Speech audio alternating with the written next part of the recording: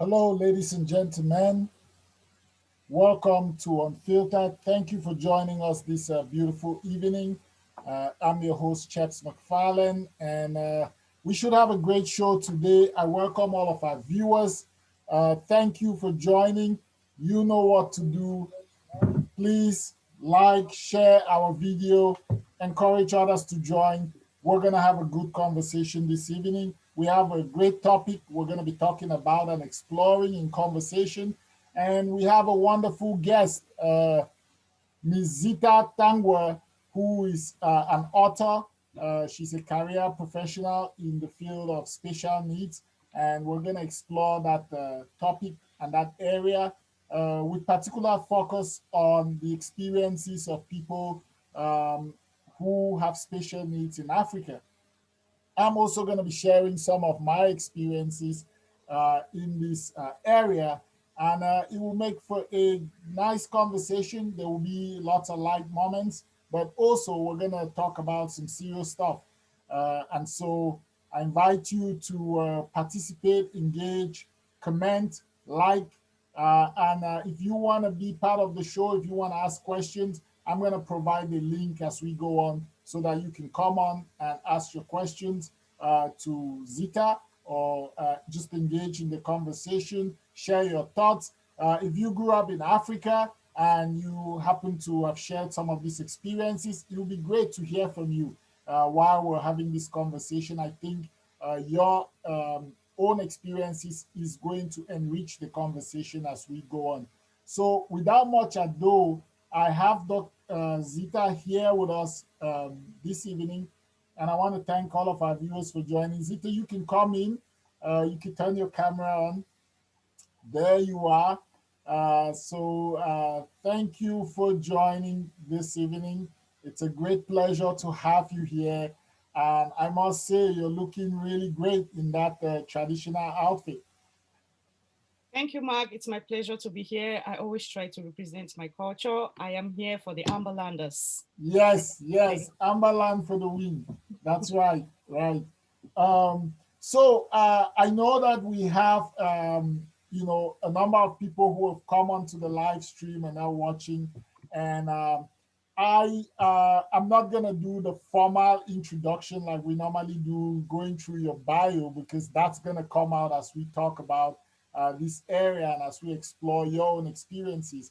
But I just wanted to point out to our viewers that you had an experience of somebody having special needs in your own family.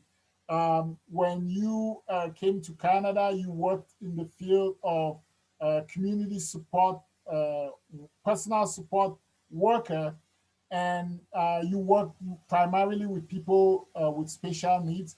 And then eventually, because you kept, enriching your knowledge in this area, and given the history that we're going to talk about, some of what you write in your book, you eventually decided to pursue studying to become an educator of people with special needs.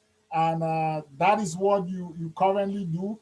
And you're expanding your horizons and wanting to do more in that life. Hence the book.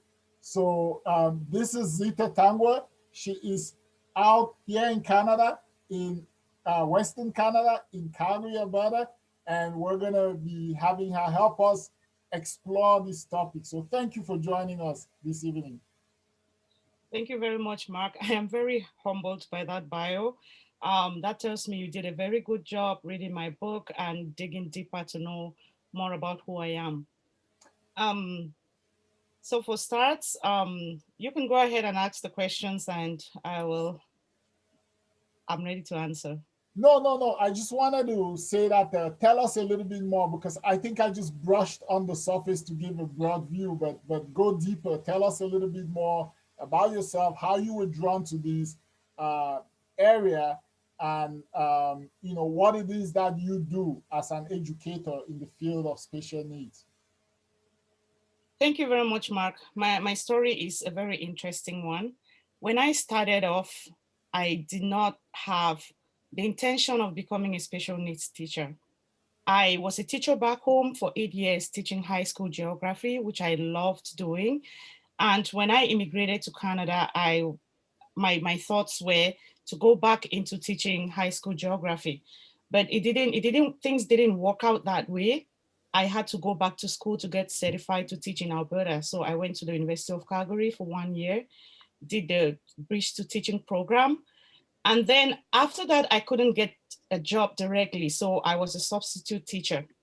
One day I had a job. As a substitute teacher, you need to pick up everything that comes your way because it's pay as you go. The number of days that you teach, you get paid for those days. So one day I got a job in a special needs classroom, and it was a nightmare for me. I have been, prior to that, I had been working with adults with developmental disabilities, but what I met in that class was far from what I was expecting to meet. And so it was, I wouldn't say disappointing, but I felt really bad because most of the diagnoses that the students had, I wasn't familiar with, and the behaviors were really out of the roof. So that day I made a decision that I was never going to teach in a special needs class. I don't think I was really ready for it. And there was some aspect of self-blame in it. I was like, what did I do wrong? Why were these students putting up this behavior? Okay, long story short, the next year jobs were advertised, and guess what? The only job I got was in the special needs class. Mm, So I went into this classroom and I met the teacher who was in that classroom just for her to give me a rundown of her experience in that classroom. She was a first year teacher and she didn't have much to say to write home about based on her experiences in that classroom. So that summer was kind of a little bit depressing for me. I was like, did I make the right decision? Am I just going to this because it's the only thing that is available? And I talked to my sister and she said, Zita, you have been looking for a job. There is a reason why God is giving you this classroom.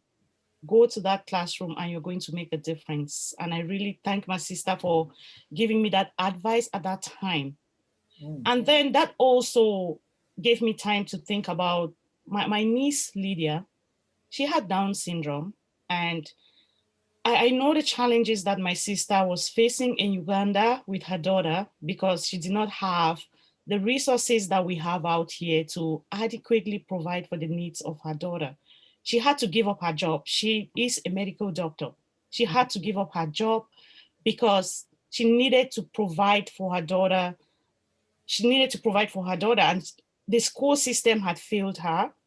Lydia was treated very terribly in school, and there were no community resources that she could access to help her. So she decided to give up her job to take care of her daughter. So I'm like, maybe this is another opportunity that God has given me to take care of kids with special needs.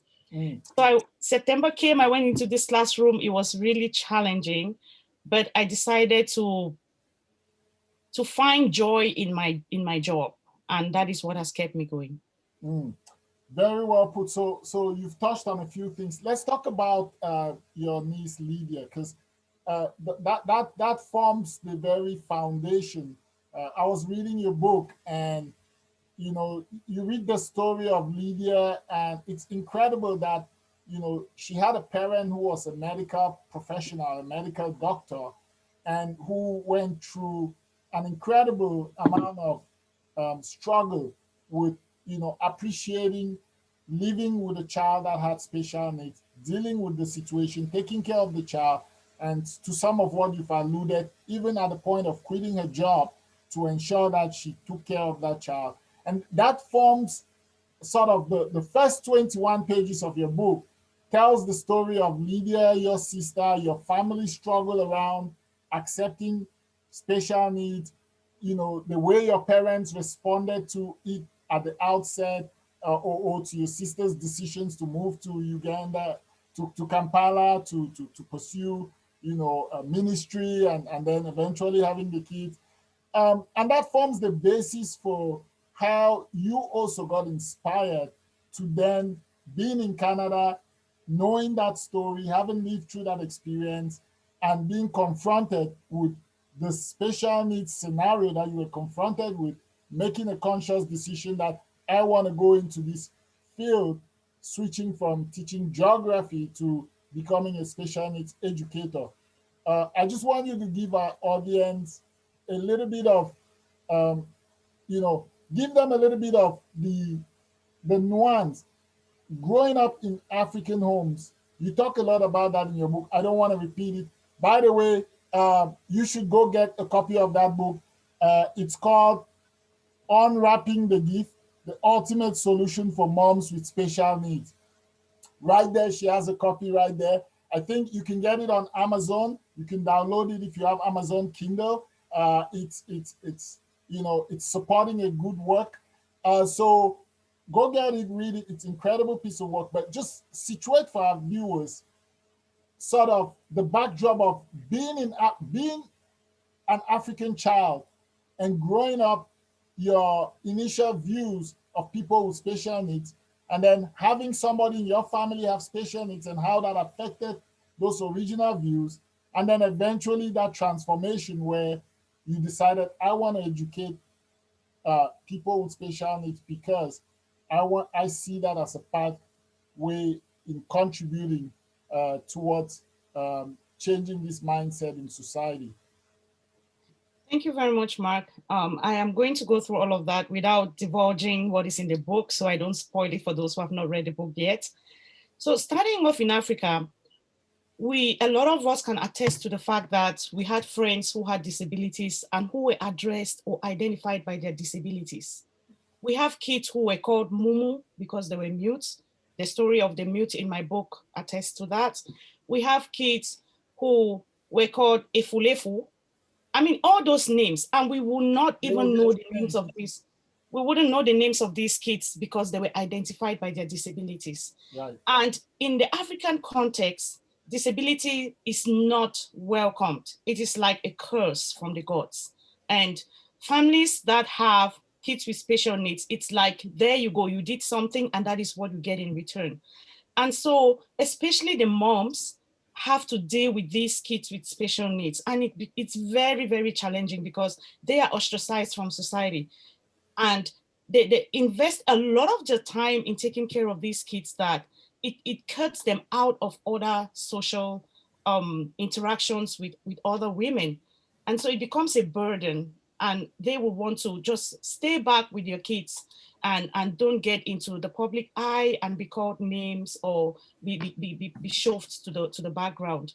So come to think of it, in my family, we have, like, I come from a very, very large family. My dad has about 27 siblings, and they have like 50 something grandchildren amongst them, and the great grandchildren are in the hundreds. And we have only had about two or three that I can remember special needs kids in all of that lot. And then Lydia came on. And when I was talking to my sister, she was like, because at the time when she was moving out to Uganda, my parents did not, or as a family, we did not understand what she wanted to do. She wanted to serve others, but we did not come to understand that that was her goal. She didn't want to just sit there and enjoy the fact that she's a medical doctor and all of us bask in her glory. She wanted to go out and serve other people. So she went out to Uganda and started this ministry, which thankfully has grown. And they have about 25 churches now in Uganda. And they have served a lot of people. They have brought a lot of people to Christ. And we thank her for making that bold step. So she has two daughters prior to Lydia, who are both medical doctors now, very intelligent, beautiful nieces that I got. And then Lydia came on. So a lot of things started running through her mind. And it will for everybody looking at the way special needs kids are treated in Africa and their families. It's common for her to start thinking, but why in this whole family of about 200 people, why am I the only one having a special needs child? Is it that my dad wasn't happy with me or my family wasn't happy with me when I moved on to Uganda? And all of that. And all of those things kept running through her mind. But she made a very firm decision that she's going to give Lydia all what a child deserves. And that is why she went as far as quitting her job, because she saw that society failed her, the school system failed her, the community failed her. to take care, to provide to the, or to cater to the needs of Lydia. And so she said she's going to take up that challenge and provide Lydia all of her needs and showered her with unthinkable love. Like Lydia was an epitome of love. When you are around Lydia, all she knew was love. And that is why when she's bullied in the classroom, she runs out and stays outside because it's something that is strange to her. She's not used to people talking down to her, talking down at her, or people rejecting her. She accepted herself the way she is. She loved herself because that is what her family gave to her. That is what she knew that life was all about. And so when she got rejected, or when she got treated really badly, she felt bad because she's like, this is not what I think the world is. And my family always says, we know we have an angel in heaven. Lydia is our angel. And um, my sister still has to heal from her loss. But like I told her, this project is something that we want you to take on because it just adds to your zeal to help other people, and especially helping people with special needs. Hmm. So incredible. And of course, you mentioned your sister healing from her loss. Lydia eventually passed away and passed on to blessed memory. So just so that our viewers understand that that is what eventually happened. But you talk about how how that was transforming for even for your family who initially you know struggled with this. And I just want to say that all of us have had those moments. Now we look back at it and we perhaps say, we've learned, we've come a long way. We've had those moments where we made fun of people who had disabilities or who were special needs. Even somebody like myself, I've had people with special needs in my family, and you know they weren't looked at as equal to everybody else. And growing up, when I was growing up as a child back home, I had an uncle, the youngest brother of my mother, who was a special needs person. And fortunately, he's alive today, so I can go back and correct some of my mistakes. And he's my very dear uncle. I love him so much. Diodone is his name. But he did have special needs, and I didn't understand when I was growing up, and we made fun of him. We kind of, like you said, called him. We addressed him by the disability that he had, and it was the same thing that we did for other people that we saw and encountered, in our everyday school life. And it was amazing that when I came to this society and I sort of understood what amount of resources were being put to ensure that these folks were looked upon as equal to us, were looked upon as, not different from us. Um, a transformation happened for me personally. And in fact, I took up a job, my very second job when I came to Canada. I worked in a home with special needs adults. And, I used to do the overnight shift. I used to go to school, Mount Royal College. At the time, it was Mount Royal College in Calgary. And I would go to school in the morning, and from 10 p.m. till 7 a.m. or in the morning, I would go and work at this home in Bedington, and I'll stay the night. And there was 5 adult males who lived there, all with different special needs. And it was incredible that I had no experience dealing with special needs. I needed a job, they needed people. I said what I had to say to get the job. But in the course of that, I learned quite an extraordinary amount of the resilience of these folks, the talent that these folks have, despite that physically they might look different from you and might not evoke all of the things that we've come to know. So for me, that was a transformation. And then that transformed the way I communicated even to my own family, in the way that we dealt with my own family members who had special needs. So please, can you talk a little bit about that transformation happening throughout your sister's experience, and how all of you as family members were participating in that experience? Talk to us a little bit about how that was for you as an individual, and then coming to Canada and becoming somebody who worked in that field. Thank you, Mark. Our stories are quite similar. When I came to Canada, yeah, I needed to get a job. I said what I said, and I got a job. And at that time, it was a job. I just wanted to get in there. At the time, I was a student at the University of Calgary as well. I needed to get a job. My kids needed food on the table, a roof over their head, and a shirt on their backs. And so I needed to assist my husband in one way or the other to provide for our kids and for ourselves. So I got this job, but at that time, I would say it was just a job. I was compassionate, no doubt, Mm-hmm. which is one of which every human being would be when you see someone who is struggling. And the fact that I am also diabetic, I've been diabetic for 15 years, and um it's by no fault of mine that I'm diabetic, just like it's no fault of theirs that they have a disability. So for me, I saw it like a unique opportunity that the universe has given me to support these persons. And so it was a job, but I did my job to the best of my abilities. It's only when I got into this special needs classroom that I started developing a passion for this. And why did I moved from that fearful state. Was this the right decision? Is this the right job for me? Am I, because I still had that job mentality at the back of my head. So when I got this, when we finally, the academic year finally started, I had 9 kids in my classroom with special needs.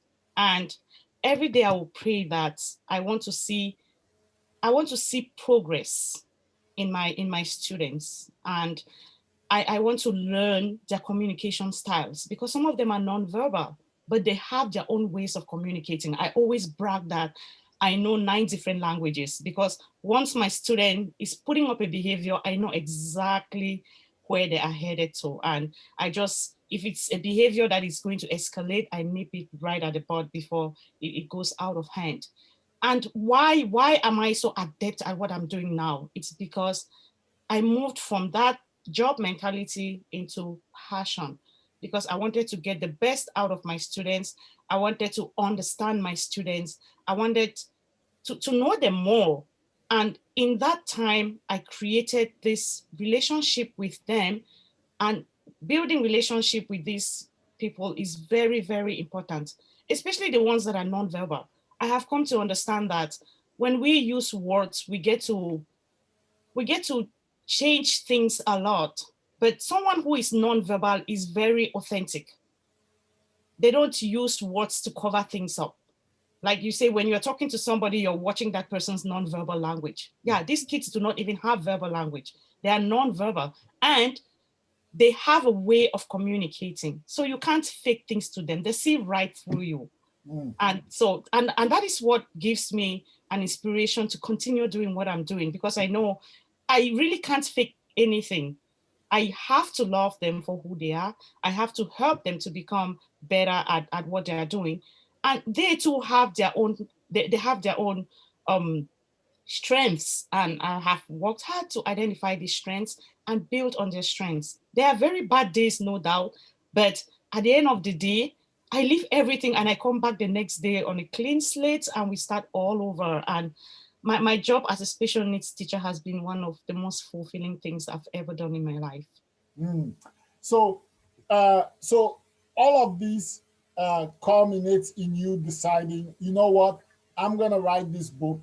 I'm gonna try to help moms based on my experience with my sister, based on my career as an educator in that field, and your experience working. I'm gonna try to empower moms on how to deal with it. You're a mom yourself. You have a number of kids, so tell us the process. What drove you finally to say, I'm putting pen to paper, I'm getting this done, and I'm just going to put myself out there? Okay, thank you. Kudos to Belinda Sachop. She is a transformational coach based here in Calgary, Alberta. Mm-hmm. She wanted me to talk on one of her shows like this one, and that is because when I became an educator, I was like, why are kids not going through high school into university? We find that the university acceptance rates for immigrant kids is very, very low. So I started researching on why there is this lapse. Why do we always, if we want to hear the best students in university, why is it always Nigerians or Ghanaians? What is wrong with us? Why can't what is keeping our kids from transitioning smoothly from high school into university? And so I made that research, and I went through the Cameroonian associations here in Calgary and other cultural groups to explain to them how, as parents, we can better assist our kids to be successful. Because if you ask anybody, why did you immigrate to Canada? Because I want my kids to have a better life. But if our kids are not having a better life, if they're not going smoothly through that path, there's something that is holding them back. Mm-hmm. And what is that? So I try to come up with ideas on or strategies on how parents can better assist their kids succeed in the educational system here, which is very different from what we have back home. And because of that, Belinda called me to her show to come and talk to a greater audience, to a bigger audience. So during that talk show, one parent called who has a special needs kids and said, Zita, can you throw some light on how parents with special needs can help just their kids better? I'm like, oh, that is my specialty. So I threw some strategies out there. And at the end of the show, Belinda said, Zita, you're very knowledgeable. Do you think you can write a book? I'm like, no, I don't think I can write a book. We come from a culture where writing is not a part of us. And my fondest memory of writing anything is our essays during the GCE. Right, But I right, remember that my essays used to be very, very good, especially the directed writing essays where you're given a picture to write something about. right. My essays used to be very good. And so I'm like, okay, I think I have some creative memory. Maybe I can tap into that. But I was a little bit reluctant until Belinda hooked me up to Dr. Mbunya, who then mentored me into coming up with this book. Kudos to you, Dr. Mbunya, for all the time you put into this work. And finally, we have this book. Okay, so that is where it all started for me to start to get into writing. It was very challenging. I If you would like bet. me to talk about that. Yeah, yeah, yeah. I worked with Dr. Mbunya also in writing my own book. So, it's a challenging experience, no doubt. But and it demands a lot from you, especially given that he puts you through a very rigorous Yeah. process and timeline to try to get the work done. So I can relate to that, and I just wanted our viewers to know that. But go ahead. Yeah, it was very tough. And Dr. Mbunya has a process that is tested and true. And like you say, he has timelines. He pushes you out of your comfort zone, and he sees the ability in you, and he lets you know that you can do it. And because we come from this culture where good is never enough, I kept doubting myself. Like when my first draft came back, when I sent in the first draft and he said, Zita, that was very good. I'm like, no, because I'm not used to hearing very good. I'm Right. used to, oh, you need to work on this, work on this, work on this, work on this. I'm like, no. The editor had to go through my book 3 times because I didn't think that I Was didn't good believe. enough. No, I You didn't thought believe there it. must be something. There must be There's something something that wrong. you need to fix. Right, There's right. something that you need to fix. And that speaks to what we tell ourselves and to what people impress upon us about what we can do. So as a teacher, I try to, and as a parent, as a mom of 3 kids, my kids range from 20, my daughter just turned 20, the second is turning 18, and my son is turning 16 in June. So I have I'm pretty much. sure some of our viewers are covering their mouth and say she does not have a 20-year-old. That's I do. I do. I started really early. Like I've been with my husband for 24 years. I got married at the age of 19 to the love of my life. And I want to even use this opportunity to give kudos to him. If I am where I am today, Please is do. thanks to this Please guy. do. Like the first thing that happened when he came to get married to me just after high school, I'm like, it's not happening. I have a very bright future ahead of me, and you're coming to get married to me? No way. But my dad told me something: a bird in hand is worth two in the bush.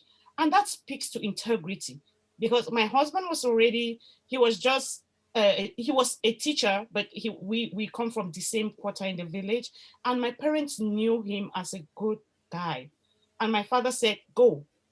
And I trust my dad so much because he doesn't talk much, but he he he he he digs deeper into things, and if he tells you to do something, it means that he has thought through it. So when he told me go, I'm like, okay, since you said, I'm gonna go. And I want to tell you, I do not regret getting married to Gilbert at that time, because I was so young at the time and he nurtured me. If I am what I am today, it's thanks to him. So kudos, my love. God bless you. And I hope we're going to stay for another 25 years. Or Yeah. 50. So that aside, like when I was doing my manuscripts writing, Gilbert would make a cup of coffee and come give me. Gilbert will make pepper soup for me in the evening when I come back. He doesn't do big things, but he shows you in very minute, in little ways, very often how much he cares. So that is what has kept us going, because people say, oh my God, 23 years, how have you managed? I'm like, if I have to go for the next 100 years, if I have to come back 3 times over, it will be him. Mm, Yeah. mm. I'm So sure he's smiling from Mola to Mola, wherever he is watching you right now. yeah, he's upstairs. He's watching. Yeah. So that journey, with all the support I got, actually felt not as hard as it would have, because of all that support I gave. So when I was writing this book, it was just to write the book and then try to help coach parents who have special needs kids. But my journey has been kind of winding. Like at every turn, God just opens up a whole new horizon for me. It is surreal, because from when I even started talking about helping parents, my aim was just to throw information out there, anybody who that could help any parents. And then this book came in. So I took on this one. And then my next project now, which is the Breakfast for Change program that I have started. And that is a whole, from the onset, I wasn't aiming at this, but this is what God has put at my feet. And I count it So, all joy. so tell us a little bit about the Breakfast for Change program, because it's part of this whole. We're talking about your experiences, how you're trying to help, parents who have children with special needs, but you're also developing other works that attach to that, maybe not so directly, but all stemming from your experience growing up, in Africa. So tell us a little bit about that. Okay, so this Breakfast for Change program actually comes from Gilbert. So in there, they have a family forum, and one of Gilbert's cousins has given up her time to take care of kids with special needs. The Catholic parish in Bambili is running a special needs center, and the kids just come to the center and do craft work. So they come there all day, and the parish provides lunch for them. Think about it. These kids are special needs kids, and they have to walk for long distances to come to the parish, to the center, to spend the day. So they had a Christmas party, and Gilbert's cousin put up the pictures in their family forum. And so Gilbert came and showed me the pictures, because there was some controversy around it. And Gilbert came and showed me, oh, Zita, what do you think? And at that moment, something just struck me. You need to do something. I'm like, what do I need to do? And for weeks, I would say I couldn't sleep, because I kept hearing that voice, you need to do something. And I'm like, what is it? And this special needs center kept coming up. So I put it to prayers, and finally, this breakfast program came in. So I called the parish priest. No, I first called Gilbert's cousin, Anastasia, and I asked her, just tell me about what the center looks like, what you guys do. She gave me a rundown. The students come there, and the parish provides lunch for them. And I was thinking, if they leave their houses, say at 6 o'clock in the morning, and they have to walk for about an hour to get to that center, and then they'll have to stay until 1 p.m. to take lunch. Think about it. Even if you ate at 6 o'clock, by 1 p.m., you will be so hungry. that between 7 and 1, you won't really absorb anything at school. And at my school, there is the breakfast program. So I'm even in Canada, if they can provide breakfast for kids, think about a developing country. Mm. So I decided that the proceeds from my book are going to go to that breakfast center, and I am going to be providing breakfast for the kids. That's just for starts. I'll provide breakfast for the kids so when they come in, they can eat something and then go back to work. And then so they are ready. By the time they're having lunch, they will not be so hungry. And I want to tell you, Mark, since I started sending that money back home, it has been very, very rewarding. Like when they send me pictures of those kids eating breakfast, I'm moved to tears. Mm. Yeah. Mm. And I must say that's incredible work. I totally understand. As somebody who went to nursery school in Bambili, I used to. You didn't know I that, didn't right? know that. Wow. I used to live in Bambui with my grandmother, and my father was at the time. I think my father was at the teachers training college in ENS Bambili, and so Okay. I went to nursery school in Bambili, and I used to climb Wow. those hills to the I other was the school. first batch. We were the first batch of that nursery school in Bambili.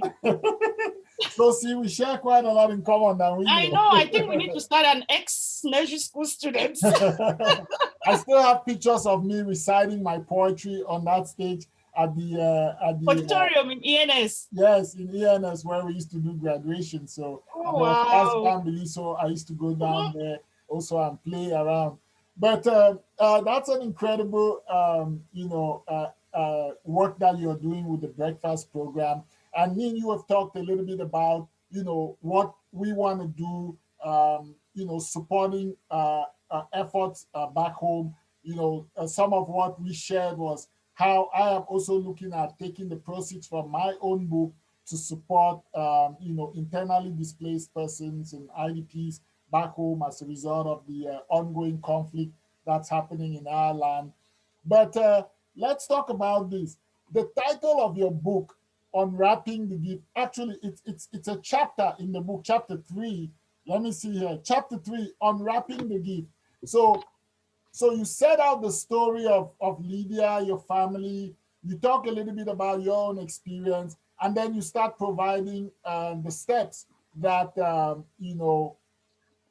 mothers who have children with disability, um, things that they can use, strategies. And the chapter 3, I don't want to give away a lot, but that is where the title comes from, Unwrapping the Gift. Talk to us about coming up with that idea of this children. We always value children as gifts, but putting that evocative, you know, um, it's evocative when you talk about it, unwrapping a gift. Talk to us a little bit about how you came up with that and why that was important, that you put it in where you put it in the book. Thank you very much, Mark. Unwrapping the gift, this actually came to me in a dream. It's kind of funny, but the title came to me in a dream because when I was thinking about what to put down in this book, the first thing that came to mind is when every mom is expecting a child, they are very enthusiastic, they're very happy. They look forward to having this child. They look forward to having this gift from God. And guess what? No mom at this point in time, prior to having the child, is expecting to have a special needs child. So all what they are looking to add is, I need to get this gift and unwrap it. Unfortunately, when this gift comes and you want to unwrap it and you find that it's a special needs child, and because of the beliefs that we have from the cultural beliefs that we have, it becomes very, very depressing. So the first strategy I threw out, I gave there is how you can be accepting of your gift. What can you do to accept this gift? And that is why I elaborated on the story of Lydia, just to give moms an example of someone who went an extra mile to accept her gift. So it takes a lot of internal work to accept that you have a child with special needs. And because of the challenges that you are facing on an ongoing basis, it makes it even worse, because if you are putting in this work and there is light at the end of the tunnel, or there's going to be a turnaround, then that encourages you. But if you put it at the back of your mind that I have to endure this for the rest of my life, it becomes challenging. So you need to do, these moms have to do some mind work to put them in a state where they will accept this gift from the beginning. And just like every other gift, when you get a gift, you have to unwrap it. It takes effort. You don't just get a gift and then you hold the parcel in your hand and then you just find out what's inside. No, you have to put in effort to unwrap that gift. The effort is different based on how what they have what the gift is wrapped in. That would determine the effort. So if you have a special needs child, of course the effort, you're going to put in more effort to unwrap that gift. And once you unwrap that gift, you're going to be amazed at the special abilities that your child has. Like, I was very amazed at the abilities that my students have, because I actually put in the time to identify what their needs are, what their strengths are, and give myself time, give myself time to unwrap this gift, to find out what my students are, and then get to build that relationship with them, and then carry on with this journey. Granted, this is nothing close to what moms who have to deal with these kids on a daily basis have to face. But from my experiences, I think uh, I can give out some ideas to these moms that will be of help to them. I want to make a disclaimer here. I am not a specialist. I am not a speech therapist. I am a special needs teacher.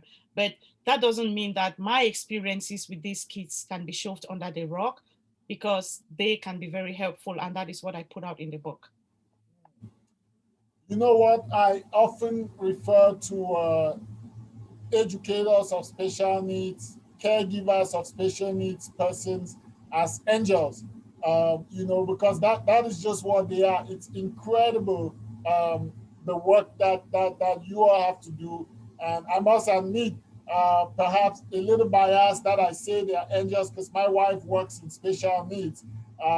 She works with, she's an interventionist, she works with children on the spectrum. So I know how taxing it is on the people that work with them. I can only imagine how taxing it is on the mothers who have to deal with this 24/7, 7 days a week, 365 or 66 days a year. They are very, very special people. I wanted to ask you this. What do you think is the do you think Africa, we have moved? There's been an improvement in the way we deal with these issues, because one of the things that surprised me, for all that we talk about coming to Canada, the West, seeing that there was a different treatment, I've also heard stories here about, in the past, there was also some of the stereotypes, some of the poor treatment that we still have back home used to be in this society. So, from your viewpoint, I mean, what do you think? Do you think we're moving in the right direction back home? Is there a lot of improvement? Um, you know, is the awareness becoming more than it used to be when we were growing up? What do you think? Thanks, Mark. I think the government back home is not doing enough for special needs kids, because they have the resources. They can get expertise from abroad, and they can build that expertise back home to better cater to the needs of special needs families and these kids. I think they are not doing enough. Notwithstanding, the mission, the Catholic mission, for instance, is doing a lot. Like, we have the Special Needs Center in Bambili, we have Sajoka in Bafut, just a few that come off my head. And the mission is doing a lot to help these kids with special needs. And that is what actually is my motivation behind this. We can't just sit back and say, like, there's a popular saying that what has your nation done for you? You don't complain about what they have done for you, but what you have done for them. So instead of waiting for the government to do something, that is why I decided to start something. And it was just starting the breakfast program is, like I say, is just the start. And I have heard reports of kids being very punctual at school, kids doing very well at their craft work just because there's food in their stomach. You know the importance of food in our community. So that is why I decided to start something, because I want people to know that once you have a special needs child, they too have abilities. And when they come to this center, if it's just the food that is bringing them to this center, when they're going back home, they will benefit from the services that this center is providing, and they will show that they too have abilities. And that is a very big step towards changing the mindset of people who think that when you have a special needs child, it is a curse. When these kids now start owning salons, because I have big plans. Like after the breakfast program, I am thinking of getting transportation for them, because I know there are only 21 kids in this center. And these 21 kids come from all the neighboring villages around Bambili. I know that in Bambili alone, we have more than 100 special needs children. Why are all these children not in that center? There may be this ostracization that is going on. There may be transportation challenges. So I'm thinking of even getting a bus that can transport these kids from their homes to the center.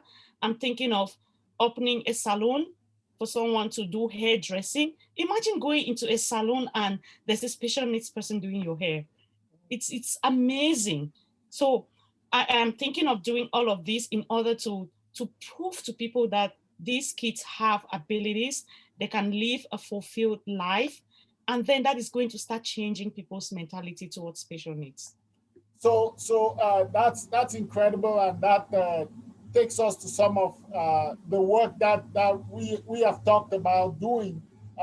So, like in this society here, you see there are social enterprise networks, or social enterprises, businesses that primarily employ people with special needs. There are restaurants that all operate. They are managed. They are served uh, um, by people with special needs, and a lot of the money from those enterprises go towards advancing their education, supporting their lifestyles, and different things. So there is a global movement. I mean, more so in North America, we see because we live in this society.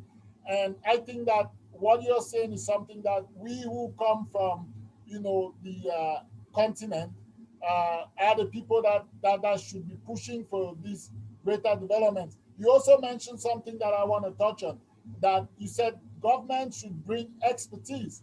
I'm thinking rather than just bringing expertise from the West, they should tap into people like yourself who are already in the field, who are practicing the field, to come and guide some of that development.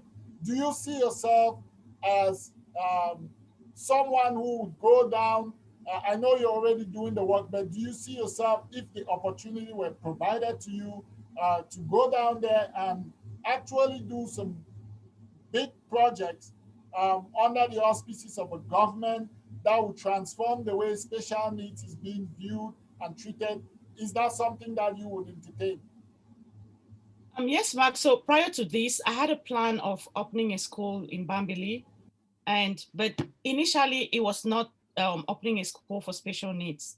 So when I finally found out that there's already a center for special needs in my village, I'm like, there's no need reinventing the wheel. I will work with these people to advance the cause of special needs. And I am telling you now, in front of the world, if I have the opportunity in an accountable government to go and serve the special needs population back home, I will. Mm.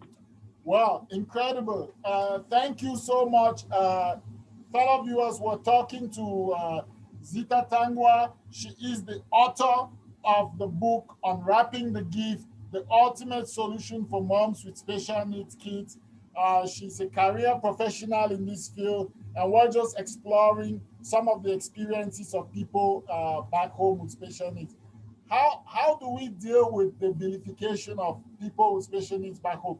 It's still a big thing, despite the internet, despite social media. In fact, maybe social media has shown a lot of the dehumanization, the vilification of such folks. Because from time to time, you do see videos of people with special needs being, you know, they are being videoed in a funny format, but at the same time, we know that it's dehumanizing, because many of them are not willing participants, perhaps, to this. So, how do you think we can really drum up this awareness on the continent, besides the work that you are doing, breakfast program, thinking about education? How do we deal with this? Because sometimes it's promoted largely by the diaspora, because even a lot of the folks who have come to the diaspora from the continent still don't understand these issues in the way that you think they will.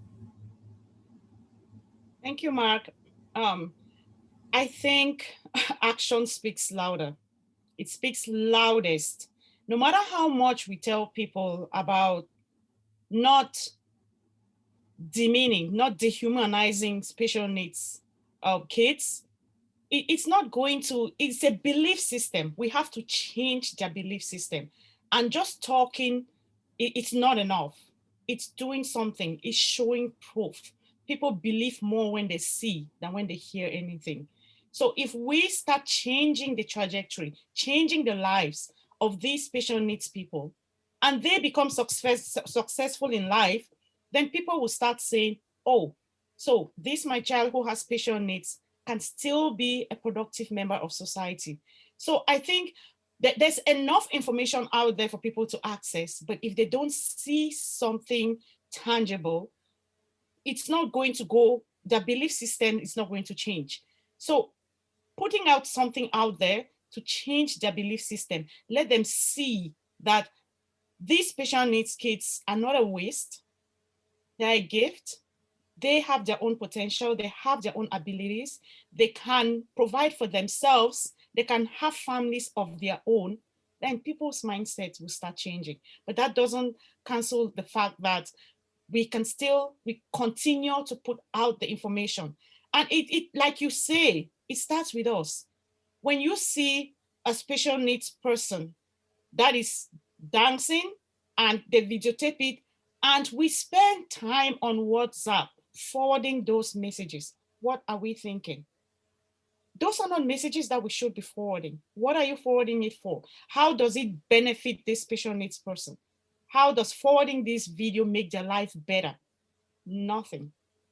So we have to change our mindsets. We have to change the way we respond to this exposure to social media. We need to use it better. Very, very well said. Just as a reflection of our own experience, I wonder if, uh, having gone through this experience, whether, irrespective of how we went through it, whether you think that was a good thing in terms of our own transformation and acquiring of knowledge. So what I'm talking about is, like I was sharing with you, when I first came to Canada, one of the jobs that it's so easy to get here is working with special needs people, because there's not a lot of people who want to do those jobs, work in homes, take care of these people, and often it falls on immigrants, to be very frank. So I wanted us to talk a little bit about that. And sometimes, you know we, the immigrants, we take those jobs because we want a job, but we have no understanding of what it means to live with special needs, and what the experiences are. And I'll share with you something that, so on my part, when I first came, I had a friend who had done this job, and they helped me do my resume. And they were like, "You want a job? You're gonna get a job here." And us, what people will hustle. People, we hustle. If you're gonna give me a job, I'm gonna make sure I do that job according to what it is. So they did up a resume for me, that put all this experience of working with people with special needs. I didn't have those experiences, but I was determined to go in there and do the job. and I got the job. I went for an interview. I said everything that I had to say, and I got the job.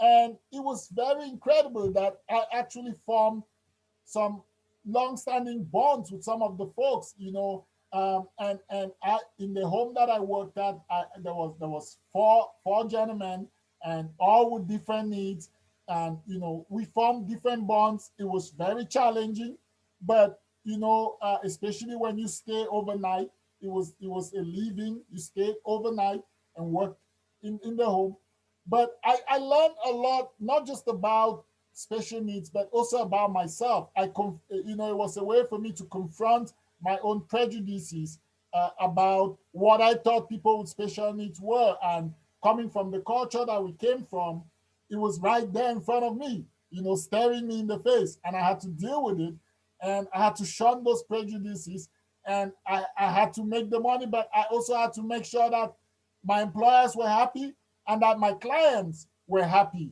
and like me. So do you think that something like that has helped a lot of us who come to these countries to transform in a rapid way the way we perceive special needs people and how we interact? And it's actually a positive thing for us in this society going forward. And in another way, the way we deal with uh, our own people when we talk to them about their interactions with special needs people back home.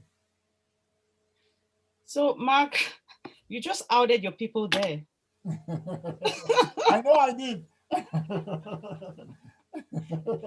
Yeah, we got to do what we got to do, right? Right, right, So, I would say working with special needs families has really changed me as a person.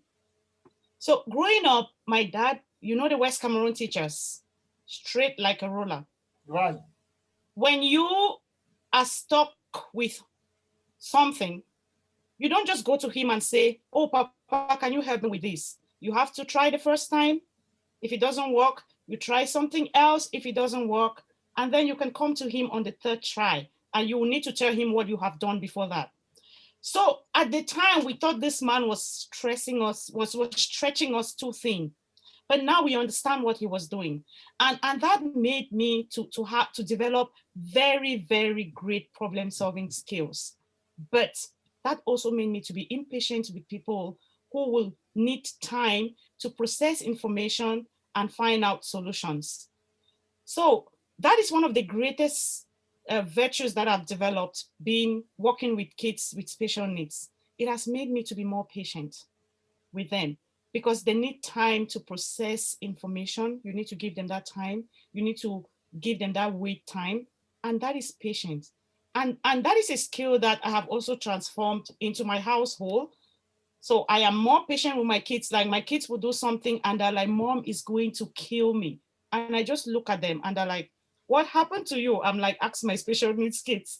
So there has been a lot of transformation, personal transformation in this journey. And that is why I feel obligated to give back to them because I am a different person. I am a better person. I'm not the best. It's a journey. I am on Mm. my way.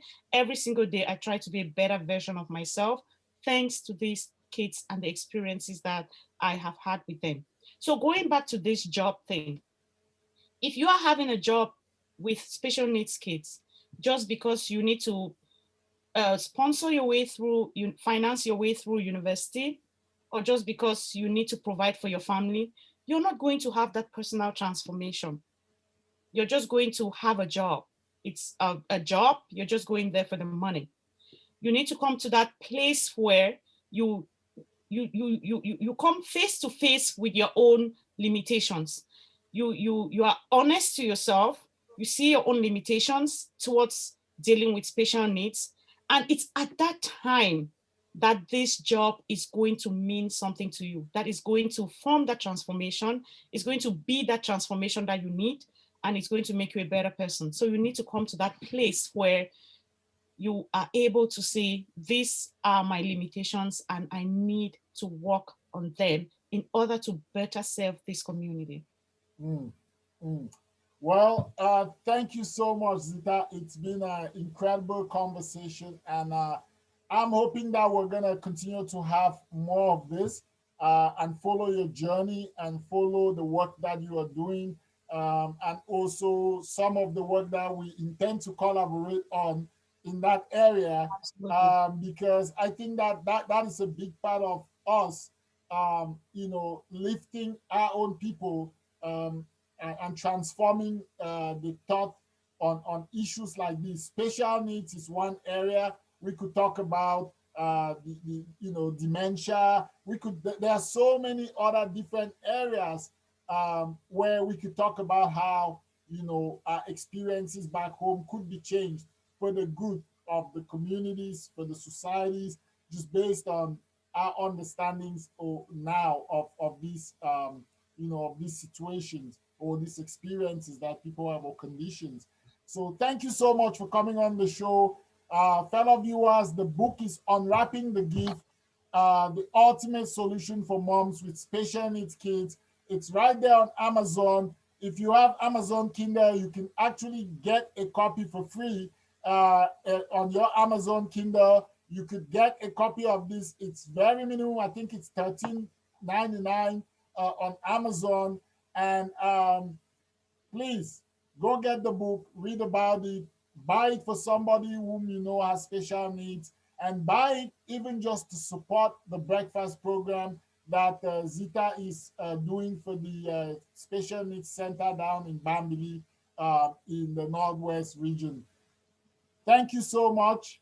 Um, One final word. Thank you very much, Mark, for giving me this opportunity. I say this is a divine calling, and I just hope that I will get the support I need to achieve this goal, to assist special needs kids, especially in Africa, because there are a lot of resources out here that the government has put out to support families with special needs kids. And we can do same for our families back home. I am a breast cancer survivor. I survived COVID. I am diabetic. I think there's a reason why God is still keeping me here. And this is it. Please support me. Thank you. You are a survivor indeed. And I wish I could end by playing the song by Beyonce, I Am a Survivor. but it's playing right here in my head. You are a survivor indeed. Thank you so much. And we will be following your journey and talking some more. Thank you. Thank you very much, Mark. All right. Viewers, that is it. That is our conversation with Zita today. Join us next week. We will be having another guest on the show. And my brother Wes is going to be moderating that conversation. We will be talking in that episode about some things that I know you will be interested in. So watch out for the poster. It's going to be coming up soon. And continue to follow us. We also have a series of guests lined up till April. Very interesting conversations for you. So continue to follow our platform, and we cherish your support. Thank you very much.